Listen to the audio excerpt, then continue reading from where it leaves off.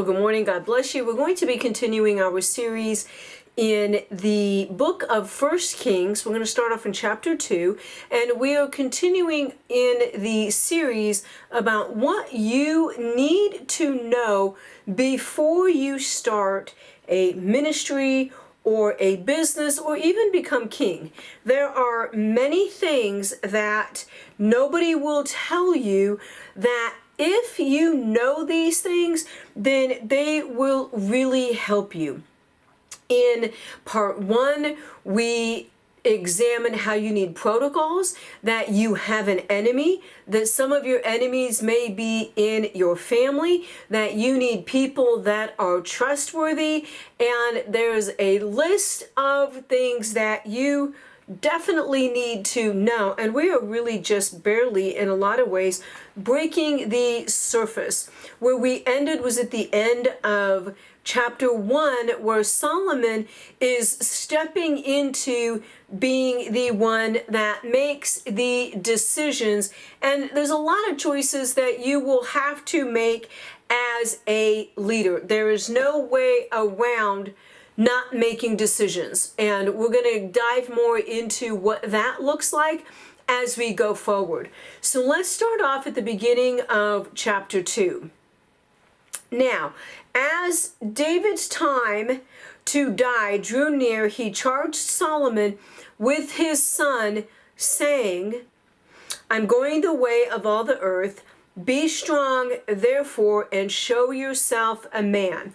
Okay, now I want to pause right here for a moment, because now is going to be the time when you decide to make the decision that you are going to step in a ministry or start a business. The time for child's play will be far from you. Okay, Apostle Paul tells us, when I was a child, I thought like a child, I spoke like a child, I entertained and acted like a child. But now that I'm grown, I need to do grown-up things and think grown-up thoughts. So Solomon is being told, well, you're going to be going, you're going to have to show yourself a man. It's going to be tough. You're going to go through some stuff, but this is what you need to know. Now in verse 3, keep the charge of the Lord your God, to walk in his ways, to keep his statutes, his commandments, his ordinances, and his testimonies, according to what is written in the law of Moses, that you may succeed in all that you do and wherever you turn. Okay, I love this, because here's what you need to take from this. Someone before you has already paved the way for your success. Okay? King David already did it for King Solomon, and he's passing it along to you. Okay? So we can say, hey, thanks, King David, right? It's right here. He's giving it to Solomon. Okay, he's telling Solomon, this is what you need to do. Now, notice this, that it's keep the charge of the Lord your God. Your success is going to be rooted in your relationship with Jesus and your obedience to God's word. There will be times when you will be forced to make decisions that you don't want to make. You're going to have to make those decisions. It's not going to be easy, but that is irrelevant. Doesn't matter if it's easy or not. That's just a ploy of the enemy to get you moving down here. It's so hard, it's so hard. Yeah, it was hard for Solomon. It was hard for Jesus. And it's part of life. Jesus also tells us in this life, you will face the issues of life, okay, in the book of Luke. But notice what he says, keep his ways, his statutes, his commands, his ordinances, and his testimonies. So he's telling him to keep these things. Well, what are they? This might be where you might want to start looking at what are God's ways? What are his statutes? Because how are you going to be successful in something if you don't even know what it is? How are you going to be successful in business if you don't even know what a business is? How do you think you will be successful in a ministry as a leader if you don't know what ministry is and it's not what you think? I can certainly guarantee you that. So we say, okay, well, what are these things? Well, you got to know them. Because David told him, that you may succeed in all that you do. Not some of what you do, but in all of what you do. So in all of what you do, you will be successful regardless of where you turn, so long as you do this. Okay? That's first part of it. Now the second part is that your success is based upon your obedience, not your perception or justification of your perceived obedience. And what does that look like? Well, there's a lot of people that will justify themselves by what they think is the standard that is their own standard, but not God's. See, that's not going to work. That is not going to work. It's God's standard, and that's it. Now, this doesn't have to do with being perfect, but it tells you right here, you will succeed in all you do, but so long as you keep these things. If you don't, well, then you won't. Why is this important? Because there's a lot of con artists, scam artists. There's a lot of crafty, cunning people out there. There's a lot of shady businessmen. There's a lot of Ponzi schemes out there. There's a lot of Ponzi scheme ministries out there. There's a lot of liars and prophet liars making $200 to $400 million a year. There's so much deception out there, and it might seem, oh, they're making bank. They're doing a great job. They got 200,000 followers. They've got 2 million followers. Yeah, following them all to hell. So what? See, people have a perception, well, they only have this many number of followers, so that way, they're really not doing all that well, because they don't have a gazillion. Yeah, but Jesus said if they hated me, they'll hate you. So which is it that you're looking for? See, success is not found in how many Instagram or followers or subscribers or fans you have. That is not a determining factor of success. It's not success at all. Case in point, there were two gentlemen, and the story goes that they both started churches at the same time. 10 years later, one church during that time, it had all kinds of numbers and then had dropped down to where it looked like, oh, we're doing so great. We have 1,000 members, but they were all new members. And the other church had 100 members, but had the same members. So for 10 years, that same church had that same number of members, and the other church didn't have any of its original members. Which church would you think is more successful? See, we often look at the outward appearance, but it's God that looks at the heart. And it's God that is the one that determines. So often we get caught up in looking at the outward, not remembering to keep in charge what King David gave to Solomon. So you have to, set yourself up to be in this word so that you know where your success comes from.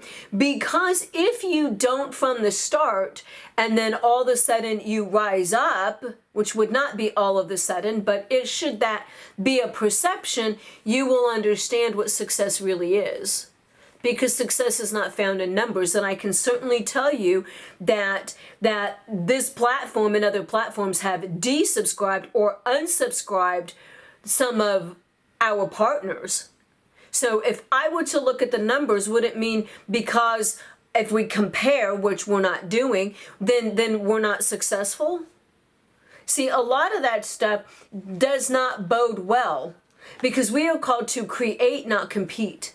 So your success is not based upon chasing algorithms that other people have set in place, because you will forever be chasing an algorithm when you could forever be chasing Christ. Two different chases. Which one do you want to chase? Notice too, the rich man chased Jesus. the Jesus did not chase the rich man. So remember that. So your success systems are already outlined for you. Okay, so now we've got it here. So we move to verse 4. So that the Lord may carry out his promise which he spoke concerning me, saying, if your sons are careful of their ways to walk before me in truth with all their heart, with all their soul, you shall not lack a man on the throne of Israel. Okay, so we got a covenant here. We've got a covenant that we're entering into. The Lord will do this, but you got to remain here.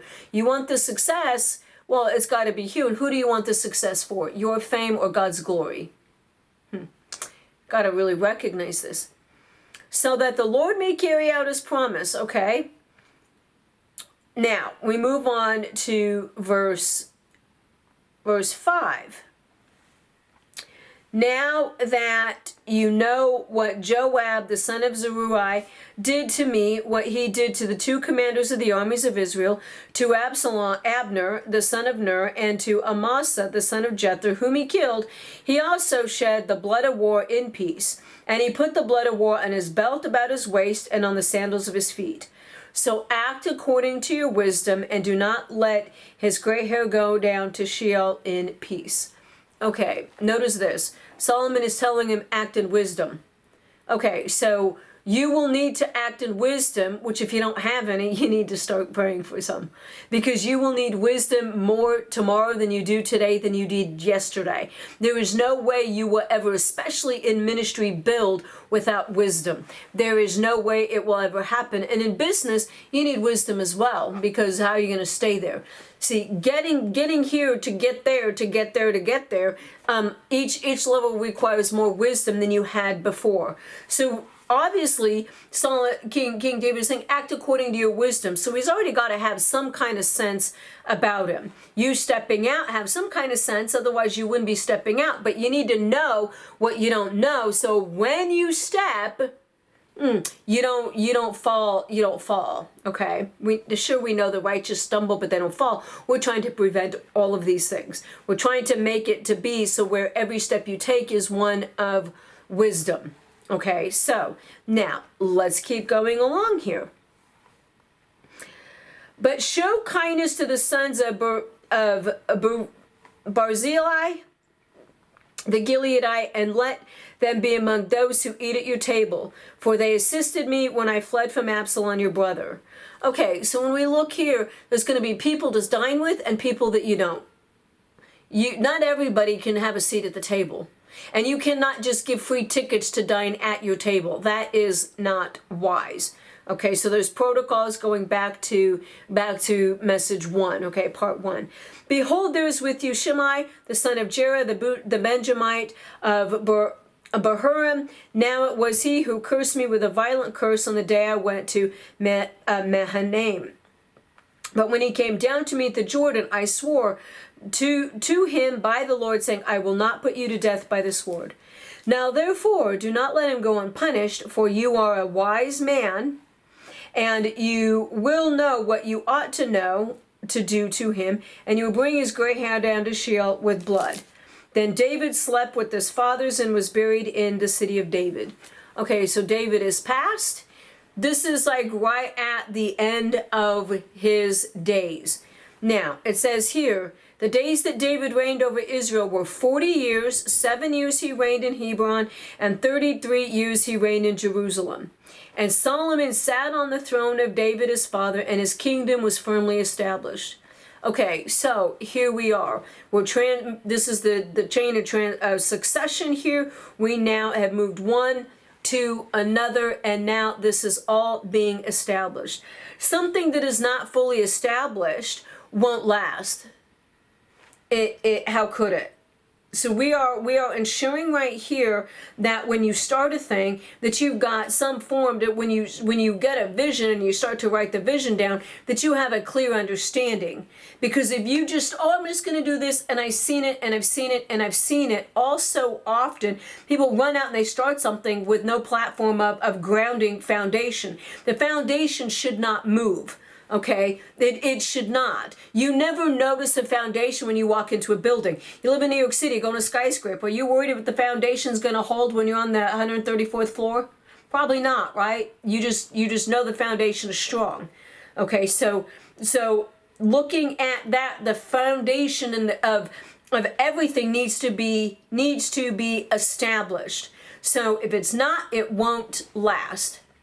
Now, I want to go back to 2:5 for a moment, because I read to you verse 3, but let me see here. Is it 4? It is also I will just give you this point as we're going along. Things that are established, okay, will be established in the form of a legacy. King David had a legacy.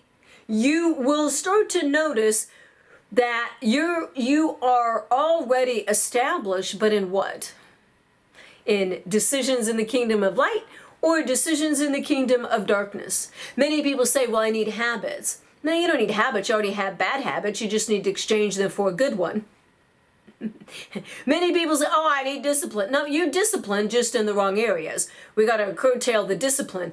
A kingdom's establishment has a legacy. And administrations has a legacy. Our lives leave a legacy. When you start to think legacy-minded and you enter in recognizing what you're entering into is really a contractual or a covenant with the Lord to establish and build, then now you've got a grounded foundation. I've said before, I spent 9 months praying and fasting over what the vision and the mission statement for this ministry is, and I'll get to sharing that perhaps in a mastermind where I get into the nitty-gritty of what that looks like. And it's incredible when I ask people, well, who's your audience? What's your foundation? What are you doing? That I never get replies. People aren't really serious, and they end up not doing anything. You can tell those that are serious, and if you want to be part of the 5%, then I know you'll be doing something actively to set yourself apart, which will be a requirement, especially in ministry, but in ministry marketplace as well. So the foundation is very, very important, and it's got to be written down and curated so that way we know the direction of where we're going and the legacy we're leaving and what we're building. King David already had the protocols. He already knew. He's handing it over to King Solomon. If he didn't, then could you imagine that? There's no order. David's on his deathbed and Bathsheba doesn't have a clue either. What a nightmare that would be. Okay, an absolute nightmare. But let's keep moving. All right. Now Adonijah, the son of Haggith, came to Bathsheba, the mother of Solomon, and she said, do you come peacefully? And he said, peacefully. Then he said, I have something to say to you. And she said, speak. So he said, you know that the kingdom was mine and that all Israel expected me to be king. However, the kingdom is turned about and become my brother's, for it was his from the Lord. Duh, big red truck. You don't say, because if you knew it was yours, you would have invited your brother, but you didn't, because you are a has-been, dirty-minded, low-down, fill in the blank. You are what you are, lacking void of character. So, here he is. Okay, here he is. Others will try to steal what is yours. They will try to ride on your coattails of the anointing that is for you. They will try to slither in and try to get all the information. Well, what are you doing? How do you do this? And they want to know who's in your inner circle. They want to know no. When I started back in 2005, fasting and praying, and I have an outline covenant with the Lord of what my protocols are for how I will behave, what I will do, what is shared with whom, and so on and so forth, which that's probably another element of this that we need to investigate here, because others will try to steal. That's just the way people are. When you are called and you set to do something, you have to be ruthless in protecting it. And by the way, people that don't have character and don't have any interest in protecting their own reputation surely will not be interested in protecting yours. Not at all. These are the same people that they'll do anything to throw you under the bus if it makes them look good. They are ruthless. Now, when I say they, the devil in them, because they're tools of the devil. Remember, you have an enemy. The enemy is always spiritual. So out of Ephesians 6, we know that we're not fighting against flesh and blood, but against the powers and principalities. So the devil will work through the people around you to come in, spy on you, and all these other things, and try to dethrone you. What is yours, you have to be ruthless in protecting. Because if you aren't, you won't have it. And it is not easy. It is not easy when those around you think that they would be better doing what God called you to do, even though they aren't even feeding themselves. Sort that. And you probably, some of you have already been there, done that, know that, have the t-shirt, and made a lot of money selling that t-shirt. So you already, some of you already know this, but now it's like, oh, that's really what's happening. Yes, you have to protect the throne, your reputation, your business at all costs, because it is yours, and people will never care for it like you do. You just have to know this. So here the brother is trying to manipulate mommy, which manipulators manipulate. They can't not, because they haven't been delivered. So if someone's trying to manipulate someone around you, you better be wise to that. Because if the people aren't, and they get manipulated, oops, there's a coup, and you wouldn't even know it. You can't not know what's going on. Okay, so here we go. So he knows that the kingdom was not his. He didn't care. See, the people don't care. And a lot of times they don't even want it. They just don't want you to have it. That's the other caveat of this that you need to be aware of.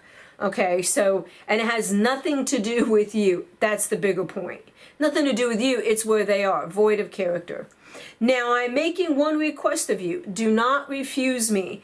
And she said to him, speak. Notice she did not comply and say, okay, but she just said, speak. Then he said, please speak to Solomon the king, for he will not refuse you. Okay, so now he's trying to use flattery. Excuse me, that he may give Abishag the Shunammite as a wife. Oh, so now he wants daddy's virgin. Bathsheba said, very well, I will speak to the king for you. So Bathsheba went to King Solomon to speak to him for Adonijah. And the king, like, he's not even man enough to go speak to the king himself. I mean, it's his own brother. Like, really?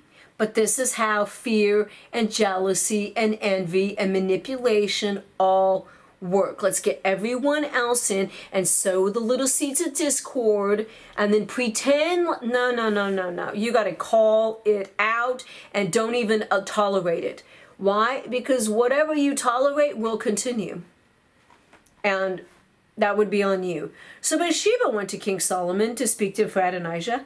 And the king arose to meet her, bowed before her, and sat on his throne. And then he had a throne set for her, the king's mother, and she sat on his right. Don't you just love? She's still mom, even though he's the king. That's right. She's still mom. Okay, he's the king, but she's still mom. Then she said, and notice here that this is all continuing, and where's the grieving? Where's this funeral? Where is all this other stuff, right? Things still continue on. They still continue on.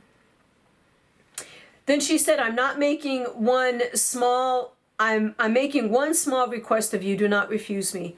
And the king said to her, ask my mother, for I will not refuse you. So she said, let Abishag the Shunammite be given to Adonijah, your brother, as a wife.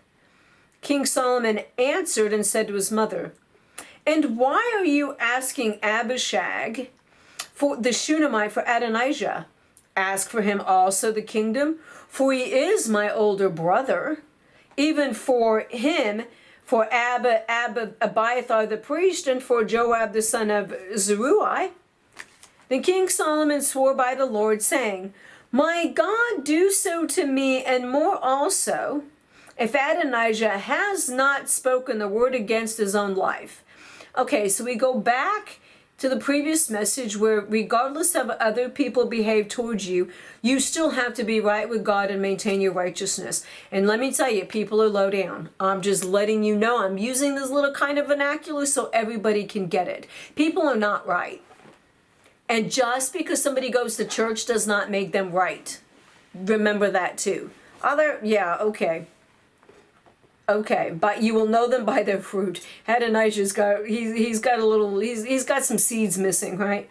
So here we are. Okay, but Solomon did not react toward his mom. What? He did not do any of this, but he asked the question with the question, and he's looking at this. Okay, but he swore by the Lord. Okay, may God do to me and more so, if Adonijah's not spoken the word against his own life. Now therefore as the Lord lives, who has established me and set me on the throne of David my father, and who has made me a house as he promised, surely Adonijah shall be put to death today. All right, here's the deal. Just because you start a thing and move towards what you're starting, don't think that when you get there, the attacks will stop. Because King Solomon just got to this place and now it's already on. It is already there. We got a mayor in certain cities that's figuring out, ooh, yeah, I'm not as loved as I once thought I was. Yeah, You're going to find out some things. You're going to find out a whole lot of things. So the attacks will be, now understand carefully what I'm telling you.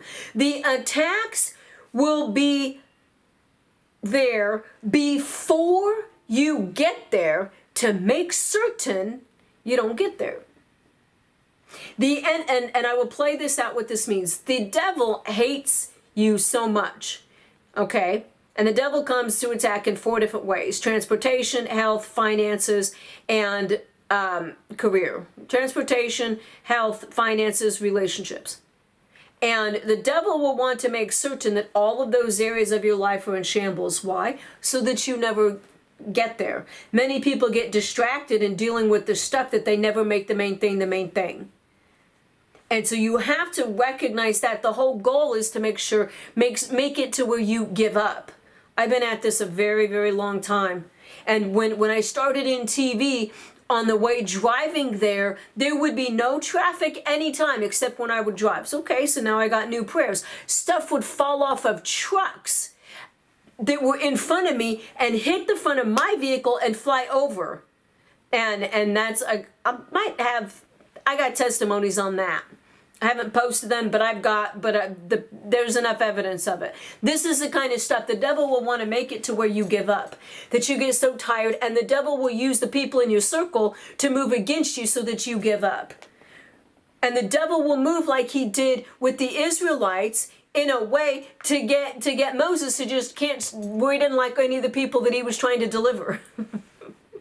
Moses was kind of like at his end, which wouldn't you be? So before you even begin, the devil's going to be all over you. The moment that you step out, the moment that you wake up, it's on. That's why you got to wake up before the devil does. You got to be of sober mind, because the devil will do everything he can to make it to where you want to give up. He will do everything he can to make certain that you have no income, to stop you. And I have walked through this. I walk 100% by faith. And every day I believe God that the bill will be paid. That when I stepped out, I lost contract after contract after contract when I started radio ministry and TV ministry. All the universities I had contracts started drying up. No more offerings. Put on sabbatical because the universities did not appreciate that I'm in ministry. And many people, Christians, have the audacity to say, well, maybe you should quit ministry. Right, so I can go serve mammon? Are you still so dull in your spirit you don't even know? You will face stuff like this. This is why I'm telling you, because nobody who's never gone through anything can tell you this. They can't tell you. They can't tell you what, nobody will be able to tell you what they walked through if they haven't even gotten up to walk. Because they don't know how. Okay, so you have to clue in on some of this. So the enemy will want to nibble away at your finances, nibble away at your relationships, nibble away at every single thing. Even getting to record these messages. I have 7 hours of these messages that have had to be tossed because of technical issues, and that's not even the setup time. And people still will probably complain about the shadow, not listening to what's even being given to them for free. The enemy is a liar, and the attacks won't stop. So you have to know that you have to just combat that and not even enter into child's play. You don't have time for it. What will it do? It will suck your energy to where you're too tired to do anything else because you spent your days battling something that was completely irrelevant. And that's the plan of the enemy. So before you even get there, the enemy is already plotting your demise. But we say, not today, Satan, not tomorrow either. Oh, no, and oh, no. No. You will get there. Period. Exclamation point. Not a question, but an exclamation point that you will get there. You just have to determine in yourself that you will. So let's keep going on here because I want to show you the rest of these things. So King Solomon sent Benaiah, the son of Jehoiada, and he fell upon him so that he died. That was quick. Then I'm going to finish this out and then we'll get to it. Then to Abiathar the priest, the king said, "Go to Anathoth, to your own field, for you deserve to die, but I will not put you to death at this time, because you carried the ark of the Lord God before my father David, and because you were afflicted in everything with which my father was afflicted." So Solomon dismissed Abiathar from being priest to the Lord in order to fulfill the word of the Lord which he had spoken concerning the house of Eli in Shiloh. Okay.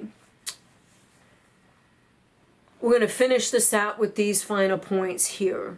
Number one, you will need to make tough decisions. There's no ands, ifs, or buts about it. You will have to make tough decisions. And that just comes with the territory. Many people may not like the decisions you make. They may want to argue, rebuke, rebuff. Not your place to accept it. You don't need to listen to it, and it's not their place. You have to know that in business, when you make a decision, that's a decision. Okay, you have to be in the authority position that you are in. That is just the way it is. So this is where the growth step comes in, especially when you're kind of unsure. I came into ministry not knowing a single thing. I did not go to school to become a pastor or a pastor's wife. Not anywhere on my radar was any of it. I've been a college professor and had an image consulting business and moved in a very different direction, came to follow Christ, left everything behind to start ministry, not knowing a single thing, not knowing anything about ministry. So nobody groomed me to tell me things. I learned these things walking through it. Okay, so tough decisions are hard to make, and you cannot allow the gaslighting to deter you, especially in ministry, because it will if you allow it. And it'll go something like you make a decision and then the people will backbite and then they'll try to gaslight you. Well, you're not very kind because you stand up for yourself. Well, no, your perception's just wrong. I'm offended by that. Well, you can be offended. Your offense is not my problem, but I'll pray for you. See, they will put things on you that if you are not aware are not your issue. So you have to make tough decisions. In business, tough decisions, hiring and firing, and where do we put money at? What do we do here? What's the direction we're going? What's the vision? You have to be aware. Now, you have to be decisive and you have to decide to decide. You cannot tolerate disloyalty at all. King Solomon did not tolerate disloyalty. His brother, it doesn't matter who it is, family or not. Disloyalty is disloyalty. You cannot allow it. Okay, you cannot allow it. Why? Because every single thing that you do sends a message. What's the message? You can't make a decision, that you're weak, that you're a pushover. If you allow that, people will push you over, they'll dethrone you, and they will run it. And they'll run it into the ground, which is exactly what would have happened with King Solomon. So what God has ordained for you is yours, but you have to get ready to get it, and the enemy will be pushing back against you. That's fine. It is what it is. I'm here to help you know when that comes, what that looks like, and how to battle through it. So we're going to close out right here. Funny enough, I started this recording with 4 of the little things on my battery, and now I have 1. This is the warfare that I'm talking about. Should have a full 3.5 hours of battery life. Here we are. The devil is a liar, and you have to know that, and you have an enemy. But you will prevail. So let me pray before this all shuts down. Father, I thank you for this message today. For every person who hears it, let them receive it in their spirit, let them apply it, and let there be fruit that they bear from it. I thank you for these things in Jesus' name. Amen and amen. I do pray every day at 1 o'clock Eastern Standard Time. You want to join me in prayer so that way you are setting up new habits and new discipline in your prayer life. And also, if you want one-on-one consulting or counsel with everything that I'm showing you and how to build that plan, visit me at julieblair.com. We're going to walk in victory, and success is going to be yours. I know it, and I'm in agreement with you for it. God bless you guys, and stay tuned for part 3 coming up soon. God bless you. Bye-bye.